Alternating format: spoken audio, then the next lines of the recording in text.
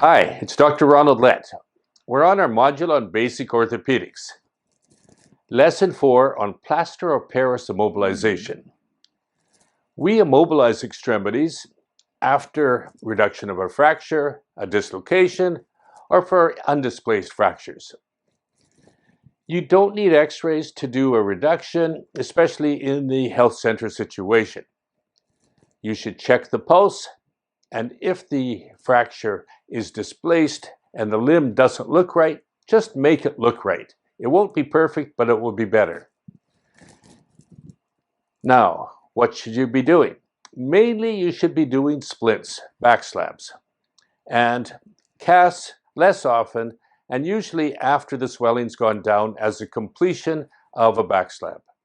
So we are going to show you how to do splints and casts, but mainly we're going to emphasize splints in the upcoming part of this lesson. We are going to proceed with plaster of Paris immobilization of the upper extremity. Before we do anything, we check and see if there are any injuries to the skin. They should be cleansed and dressed. We're assuming a forearm fracture in this patient. So can you please support his limb while I put on padding? We need to pad the extremity well because the hard plaster can damage the underlying skin. Not quite that high. You don't want the elbow too tightly elevated.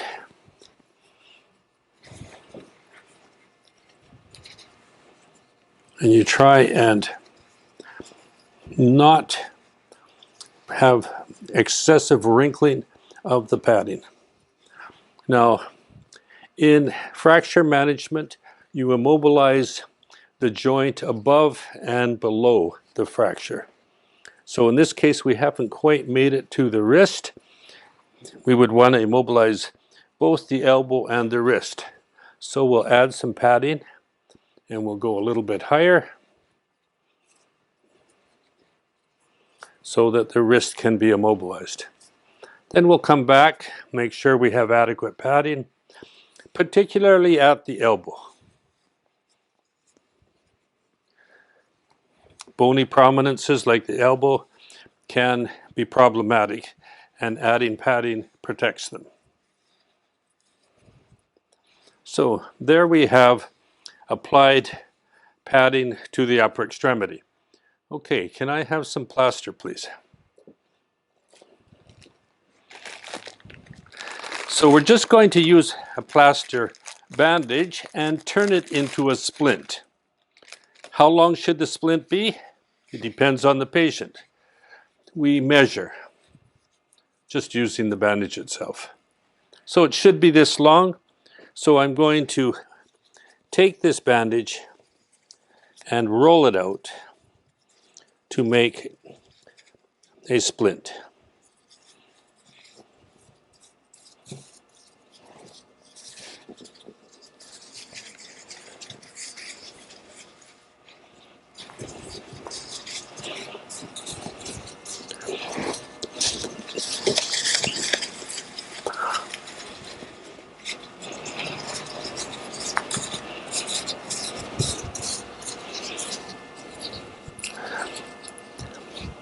If you're concerned that the patient is a bit rambunctious, you might want to make the splint even thicker. But we're going to use one bandage. We put it in warm water, not hot water. And the warm water allows the chemical reaction in the plaster to proceed. We squeegee out the water. We don't want it dry. We don't want it too wet.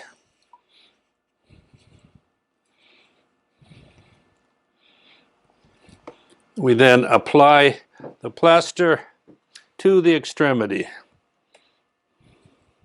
It's a bit long here, I'll just fold it back. Now we will secure it in place with a tensor bandage.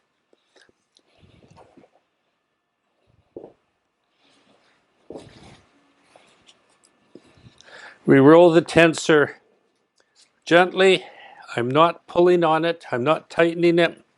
We just want it to be secured in place.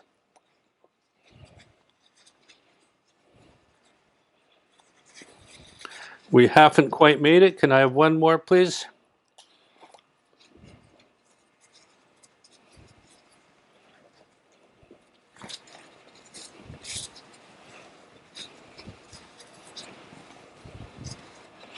Now you'll have to wait for the plaster to harden. Depends on the quality of the plaster, how long that takes.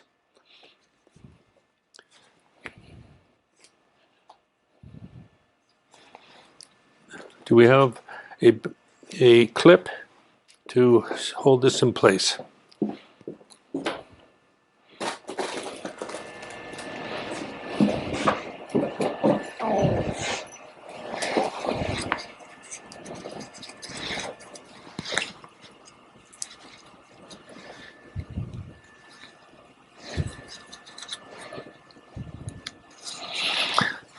Okay, it's still a bit soft, but we're going to proceed by putting in a sling. You will have learned how to do a sling in the previous videos. We put the long part of the sling to the axis of his body, as we learned before. Bring it around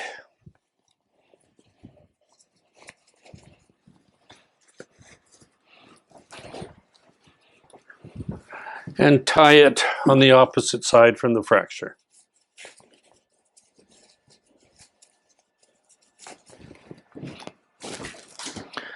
The patient should be comfortable, relax their arm. The hand should be supported. And there we have it. Immobilization of the upper extremity with plaster of Paris and supporting it with an arm sling.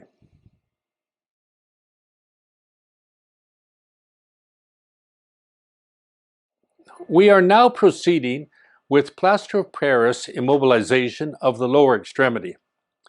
For the frontline health worker, we're not expecting you to be able to do definitive management, but splinting is very important before you transfer the patient. If they have a fractured tibia, fibula, ankle, even knee, then we need to immobilize from the ankle to the thigh. We won't use roller bandages this time. We're going to use a cotton bandage. And we measure that on the patient again. So we have plaster of Paris coming next. So we have a very thick cotton bandage. We are now going to take plaster of Paris and make it into a splint. This is a very quick procedure. It's very useful though in preparing the patient for transfer.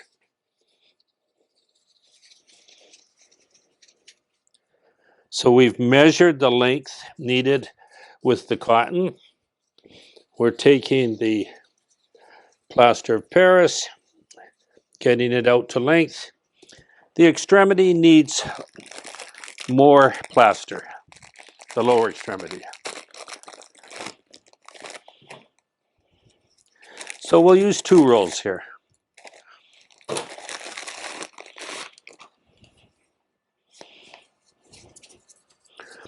We overlap them a little bit.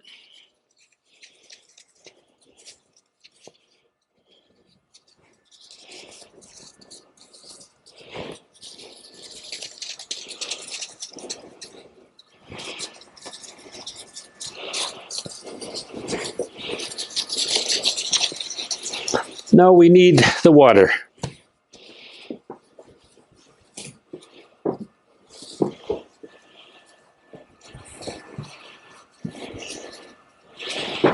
Again, we just put it in the water.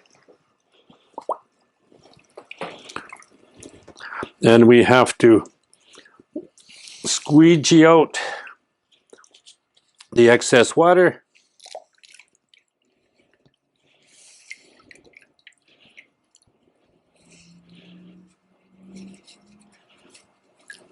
Might be a little bit too wet still. Okay, the water can go out of the way. And we put the splint right on the padding. Now, I'll need your assistance in holding it in place. Just come around on that side. We hold it underneath the extremity. Make sure it goes from just above the knee to the foot. Can you put your hand there, please? Then we just take gauze bandages and we wrap it in place. So simultaneously, we're putting on the padding and the plaster splint.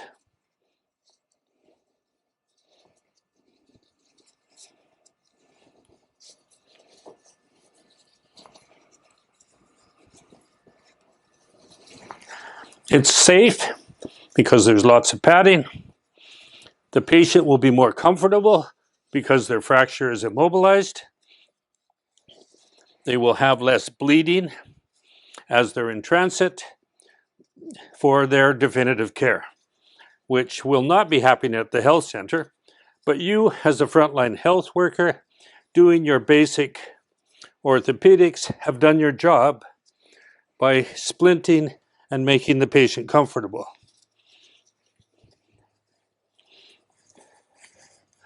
The cotton sticking out looks a little bit ugly. We can get rid of that. It's a little bit long here.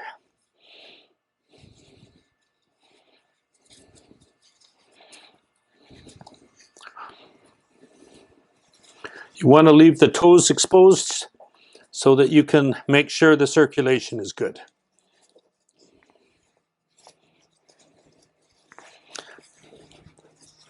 And you need to support the limb until the plaster dries.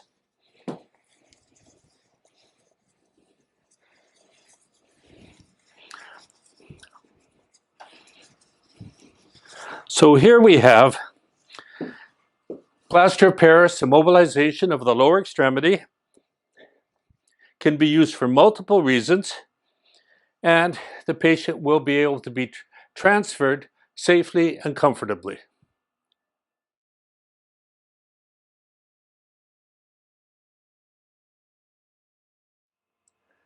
We will proceed with the short arm cylindrical cast. This is used for Colles fracture, which may be undisplaced, or if it has been displaced and reduced, the degree of trauma is minimal. So we don't expect a lot of swelling. In the short arm cast, we are not following the principle of immobilizing the joint above and below. So this is not useful for a fracture where there is major displacement. So can we just hold her arm there? So for the cylindrical cast, oops, I wanted to make it long arm, but we don't need to. We're not making it long arm. We just make sure that we have enough padding. We are immobilizing the wrist. Just put a little hole in the padding. We want to make it in the neutral position. If it requires some more manipulation than that, then probably the short arm cast is not the best choice. So one roll of padding is sufficient. So if we can just put her in the neutral position, like you're shaking her hand. Now, we add to that plaster.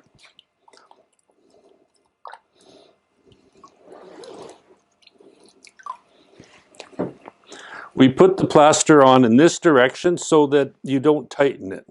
You just roll it on without stretching it because you don't want to make it too tight.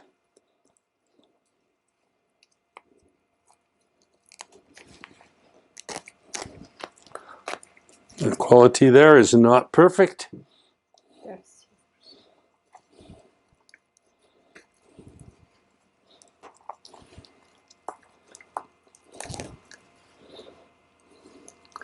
And we just go up. Can we keep it in position?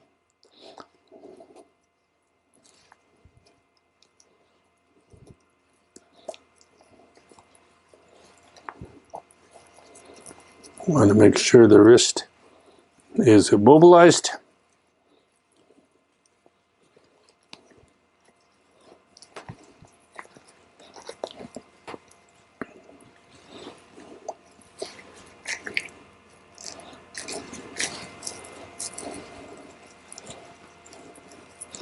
And certainly one roll of plaster is sufficient.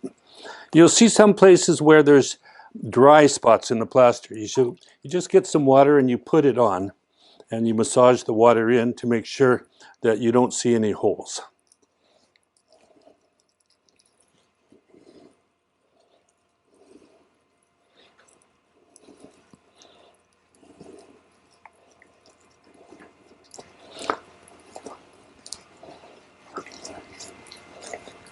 And you then just allow it to dry. And there you have a short arm immobilization of the wrist.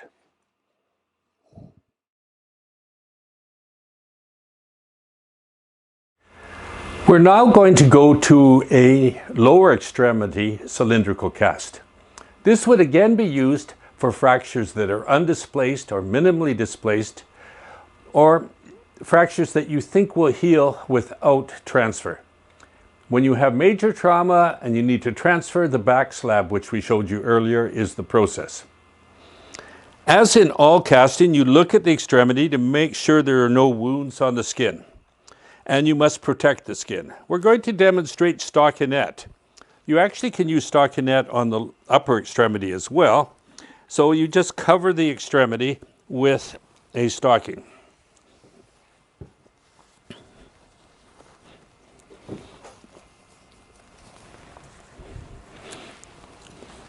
So we now have the stockinette in place. Now this actually provides minimal padding.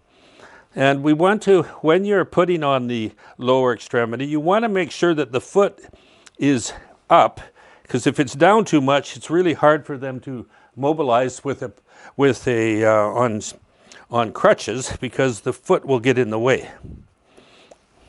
Now we pad the entire extremity. So again, yeah, if you could come around here and just hold it, and then just move you can see I'm trying to make sure there's no wrinkles, because the wrinkles can be actually uncomfortable.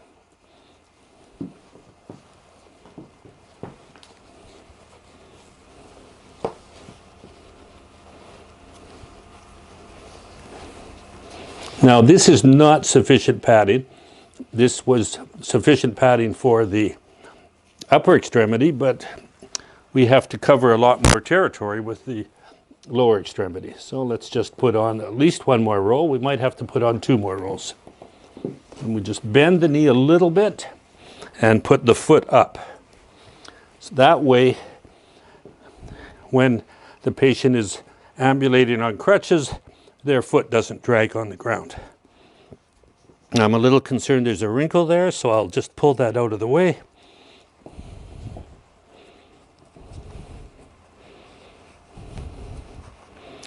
And I want to make sure that there's enough padding. So I'm going to proceed with a bit more.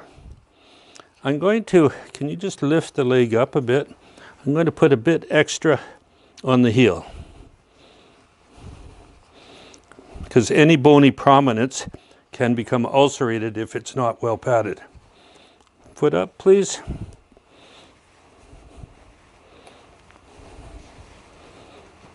A little bend in the knee.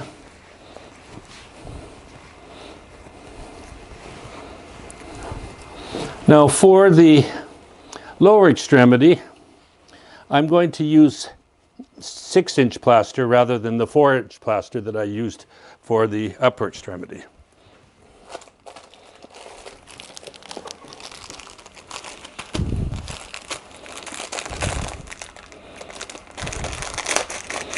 Again, like in the lower extremity, I don't want to lay the plaster on tightly. We just roll it on. We don't pull it on. So we have to make sure there's enough water. Squeeze the water out. Yes, if you can lift up her leg, please.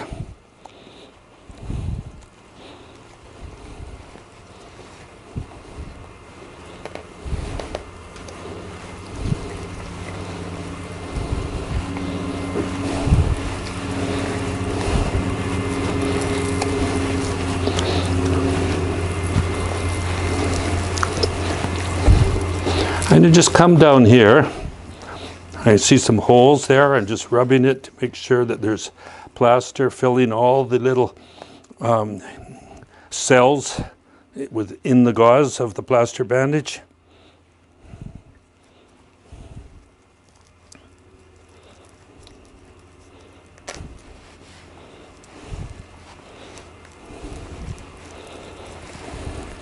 Now at this point we have a below knee cylindrical cast.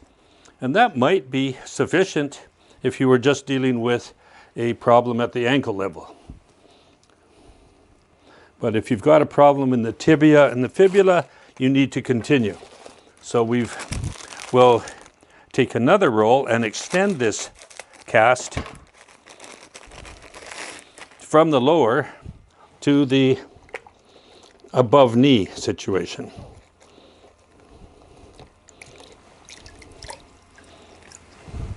So we have to start well down on where we had plastered before, and we keep going up.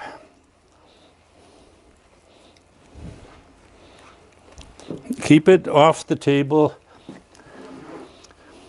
until it's dry. Now we can make it look a little bit neater by pulling the stockinette down.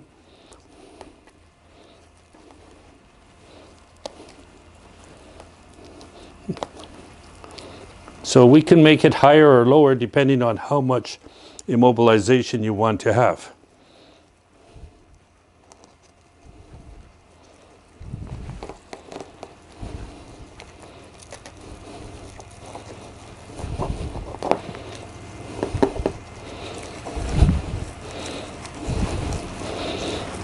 You'll remember I discussed how much plaster you put on depending on what you expect the behavior of the patient to be. Here we have a youngish woman, and so we don't expect her to be that vigorous and that problematic, and we expect that she probably will follow instructions. Well, you can just put it here. If you had a teenage boy, you would probably add one more level of plaster to make it harder and tougher.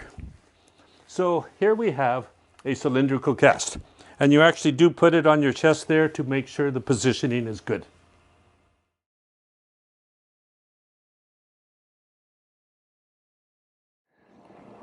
Congratulations, you've finished the orthopedic module, the basic orthopedic module. If you did the Moodle part, you did quizzes and case studies. If you just looked at the videos or did the Moodle part 2, you did videos on equipment, slings, plaster of Paris splints, which you apply for transfer, and plaster of Paris cylinder casts, which you use for local treatment. With this set of skills, you can take care of your patients at the health center. Thank you for watching, and please follow us on Facebook, Twitter, Instagram, and be sure to subscribe and like us on YouTube. If you would like more information about CNIS or on how to become our member, please go to www.cnis.ca.